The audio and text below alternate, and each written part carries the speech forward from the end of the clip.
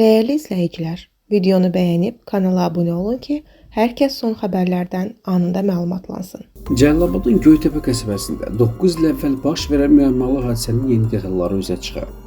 Xəbər verilir ki, hərbi xidmətdən qayıdan qonşularının qonaqlığından evə dönərkən ilkin düşən Göytepe sakini Xəyala Fəllabanın nəşinin qalıqları dünən qəsəbə ərazisində istifadəsiz tikildən aşkarlanıb.